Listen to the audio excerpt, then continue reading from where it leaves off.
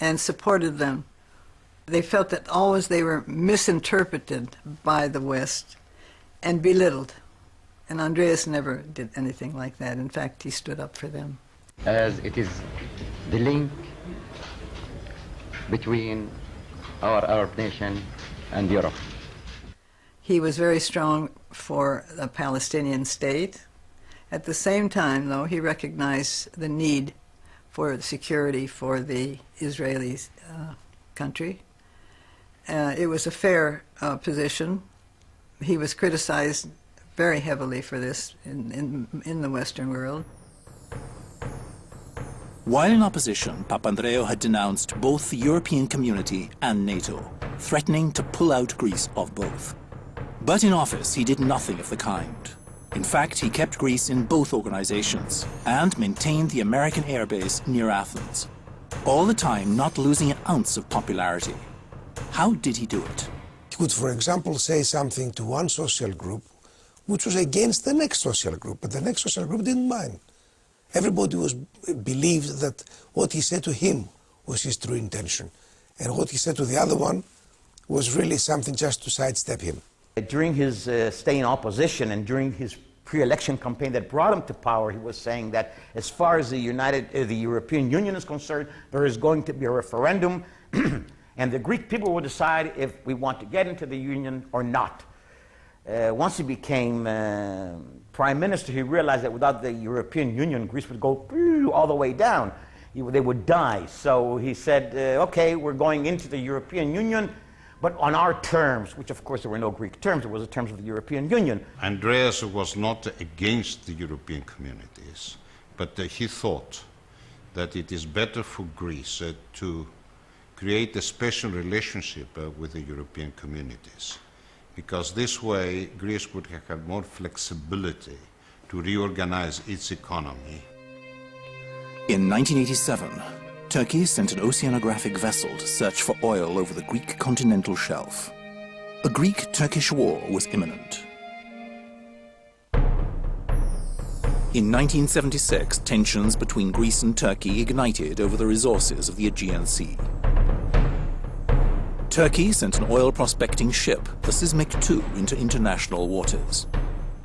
Papandreou howled for the Greek navy to sink it. Fortunately, cooler heads prevailed and war was averted. But the quarrel over the oil deposits continued. 11 years later, in 1987, it happened again. Papandreou was now the prime minister, and his reaction was much more careful. Thanks to American mediation, war was again avoided. But the dispute was far from over.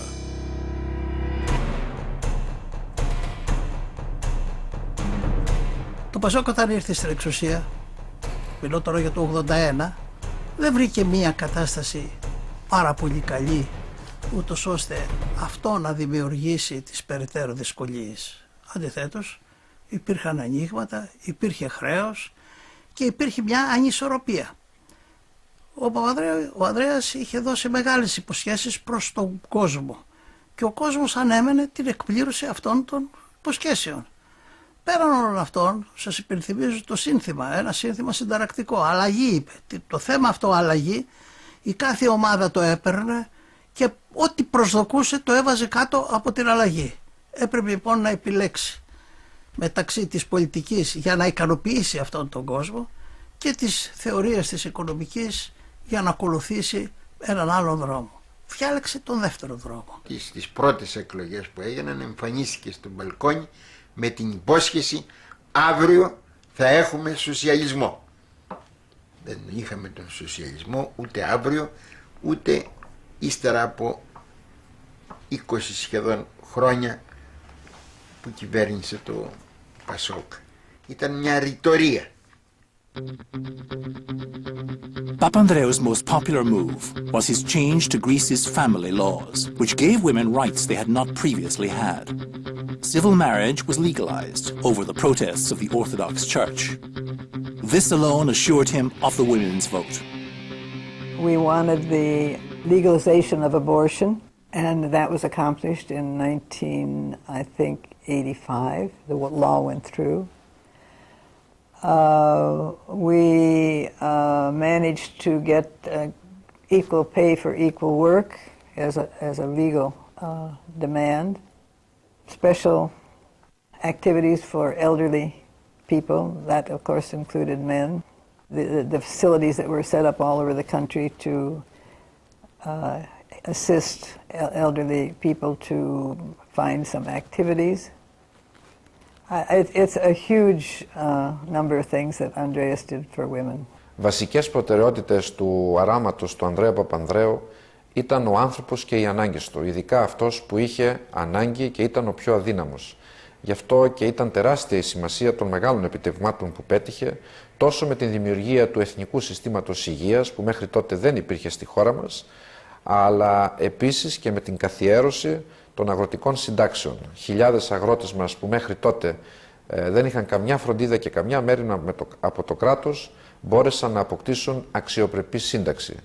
Αυτό που επίσης είναι ιστορικής σημασίας για την σύγχρονη πορεία της χώρας μας ήταν η αναγνώριση της εθνικής αντίστασης, διότι με αυτή την πολύ γενναία απόφασή του κατάφερε να κλείσει μια μακρόχρονη ανοιχτή πληγή που χαρακτήριζε τον τόπο μας και να πετύχει την εθνική συμφιλίωση του λαού μας. His policy was basically simple. Borrow and spend. And of course, sooner or later, a price had to be paid. Greece's deficits and public debt soared. Reluctantly, Papandreou began freeing up the capital markets in 1986. But it was not enough. During the first 4 years, which were the crucial years of the political identity of PASOK, the government deficit was reduced. It was very high under the previous government, 10% of GNP. It was reduced to much lower levels. Income taxes and taxes in general increased, and those extra revenues covered the social expenses on education, health and transportation. And at the same time, while reducing the government deficit, public investment doubled within a period of 4 years. So I would say it was actually spending, but spending after receiving money from taxation. By 1988, the strain was beginning to tell. In August, he was suddenly hospitalized and diagnosed with aortic stenosis, a narrowing of the arteries. He flew to London for urgent surgery. The operation at St. Thomas's Hospital was a success, but the Prime Minister returned a shockingly haggard man. Yet a bigger surprise was the young woman who was with him through the ordeal, and who now claimed the spotlight at Papandreou's side. Αυτό που με τρόμασε περισσότερο ήταν η προοπτική του να μην γυρίσει πίσω ο Παπανδρέου. Έπρεπε λοιπόν να δώσω τη δική μου προσωπική μάχη με ένα μέσο, την αγάπη μας, που πιστεύω ότι είναι ένα πραγματικό κίνητρο ζωής. Η αγάπη έχει πολύ μεγάλη δυναμική. All the spotlights fell on Dimitra Liani, a 34-year-old former Olympic Airways hostess. He is now 68 years old. Το 1981 ο Ανδρέας Παπανδρέου βγήκε πρωθυπουργός και ταξίδευε αεροπορικός. Είχε το προσωπικό του πλήρωμα. Μέσα σε αυτό ανήκα και εγώ ως μέλος του προεδρικού πληρώματος. Τότε ήταν που συνάντησα, το 1981 λοιπόν, τον Ανδρέα Παπανδρέου. There was no doubt now that his 37-year marriage to the American Margaret was breathing its last. I confronted my father at some point because I was upset, you know, even at an older age. I said, "How come you're getting married again?" He says, "Have you ever fallen in love?" I said, "Well, if you're in love, love conquers all." 9 months after his return, he and Dimitra were married. His Greek followers applauded, delighted that their old man was still man enough to get the young blonde. Η επιλογή που έκανε ήταν μια επιλογή ρήξης. Δηλαδή δεν θυμάμαι πολλούς ηγέτες στη σύγχρονη ιστορία ή και στην παλιότερη που να επιλέγουν να ζήσουν με μια πολύ νεότερη γυναίκα, επίσημα και δημοσιοποιώντας αυτό. Θυμάστε πολύ καλά το νεύμα στο αεροπλάνο όταν έφτασε από το Χέρφιλντ στην Αθήνα. Το νεύμα προς την μετέπειτα σύζυγό του. Ίσως μερικές φορές ένιωσε ότι ήμουν η αχίλιος πτέρνα.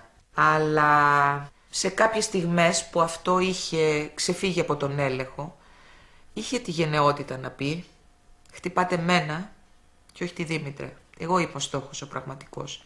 Είναι άνανδρο να χτυπάτε μια γυναίκα με αυτόν τον τρόπο».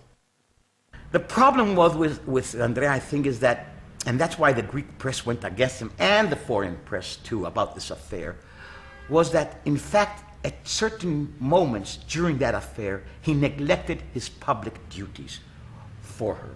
And that's where the press really got mad and started hitting him. But they should have hit him and not her. Domestically happy Papandreou might be,